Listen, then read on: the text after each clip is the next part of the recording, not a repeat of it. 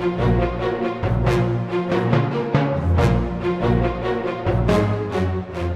Serpent and the Sword is the title of a paper published by Lee A. Jones discussing pattern welding in early medieval swords. This video shows how to create such a pattern-welded sword, including a visual serpent, starting just from small pieces of steel.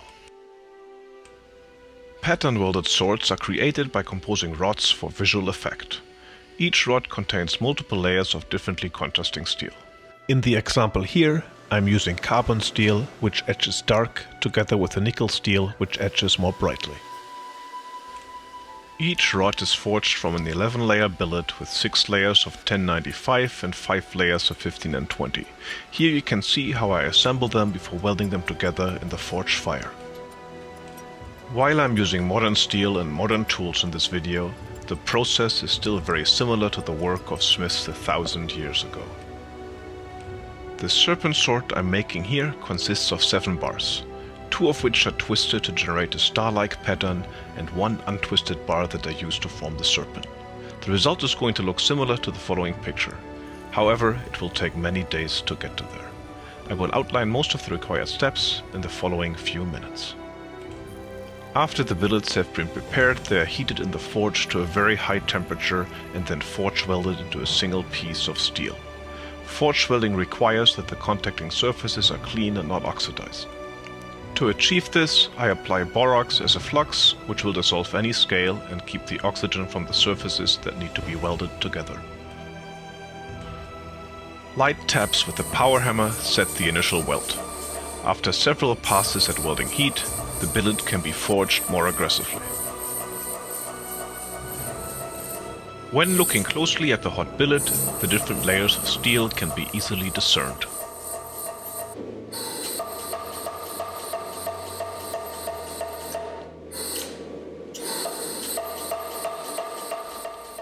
During the whole process, it's important to keep the scale from building up, so I frequently use the wire brush for removing scale and apply small amounts of borax for fluxing. The next step is drawing out the billets into long rods that can then be twisted or used as straight laminate. When assembling the sword from these rods, I want the rods to be almost at the length of the sword blade I'm aiming for. That is, once the bars have been assembled into the complete sword billet, I try to avoid any additional drawing out of the steel to not distort the pattern. This seems to be similar to how anglo-saxon or Viking-age swordsmiths assembled their swords based on historical finds. As a first step, I draw out the billets to 3/4 inch square rods. This takes a fair amount of time, even using a power hammer. Back then, this work would likely require several strong helpers with sledgehammers. Once I reach the desired initial dimensions, that is 3/4 inch square, I further draw out the bars to 1/2 inch square before cutting them in half, since more drawing out needs to be done.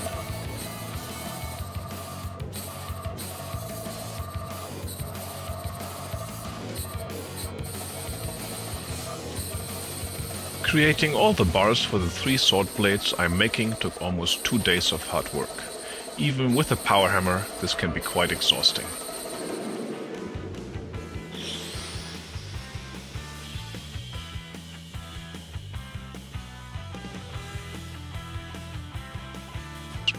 As a final step, I draw the bars out to 3/8 inch square, which is the size I use for all the bars going into the sword.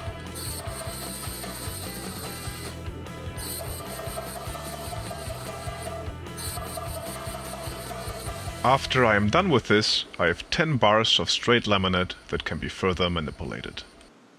To create a herringbone or star-like pattern, the bars need to be twisted in different directions.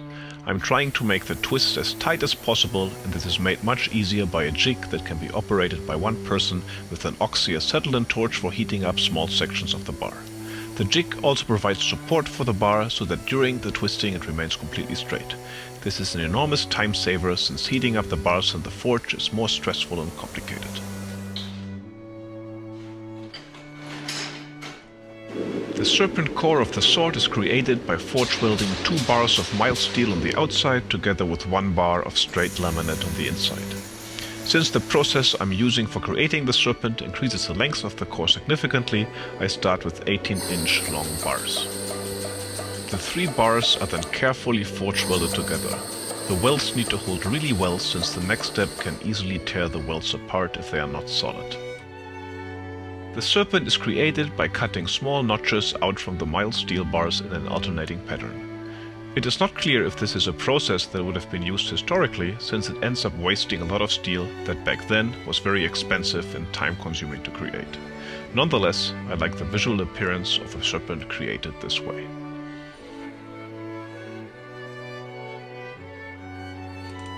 For this sword, I ended up creating 3 Serpent cores to experiment with the process.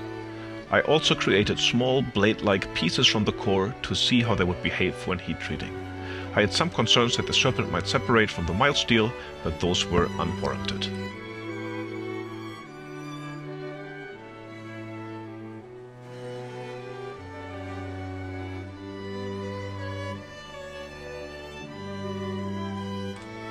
Once the core has been prepared by cutting the notches on the bandsaw, it is forged into a straight bar under welding heats.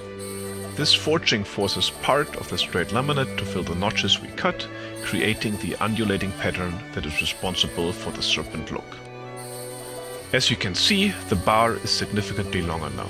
Before proceeding, I am removing the scale so that I can quickly etch the bar to see if the pattern came out as I expected. Etching a piece of pattern-welded steel almost feels like magic, since a completely blank bar all of a sudden reveals its hidden pattern.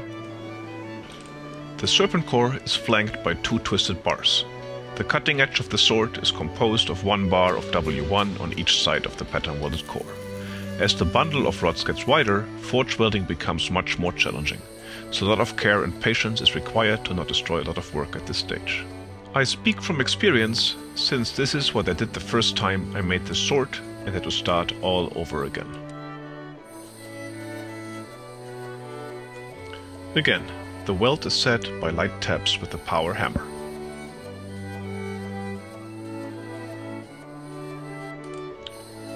Once the whole sword bundle has been welded together, a few more steps are required before it takes the shape of what we might recognize as a sword.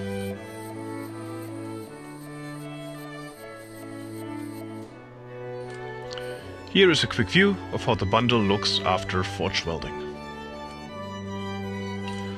Although I mentioned earlier that I do not want to draw out the sword anymore after it has been forge welded, a little bit of drawing out is required here to get the desired length. We are just talking about a couple inches. To create the tongue, I mark off 2 inches and use a blacksmithing helper to forge a transition.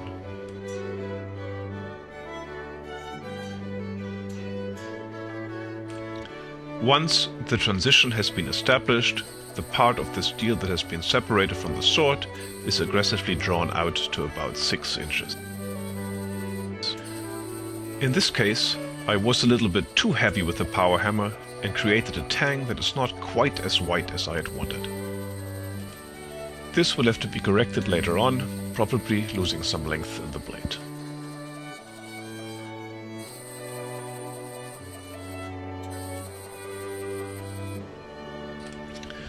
The final step requiring forge welding is to conduct a fish mouth weld that establishes the tip of the sword. This weld will cause the pattern-welded core to run into a single point and cause the edge billet to be exposed along the whole circumference of the sword blade.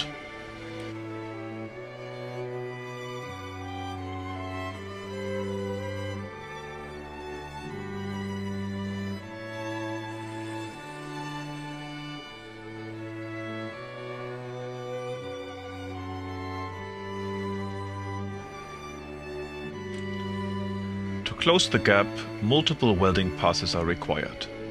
In this case, the forge welding is easier to do with the handheld hammer. This pass can also be used to slightly taper the blade towards the tip.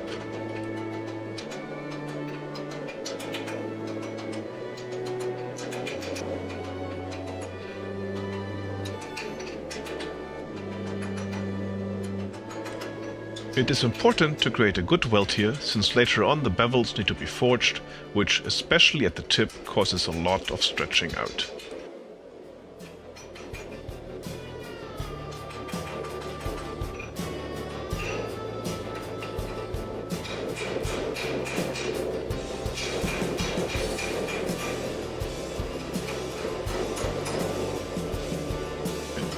Once the tip has been established, the only forging step remaining is to establish the bevels, which I will show in a later video. So far, from the very start, I have spent about 7 days of work to create the sword.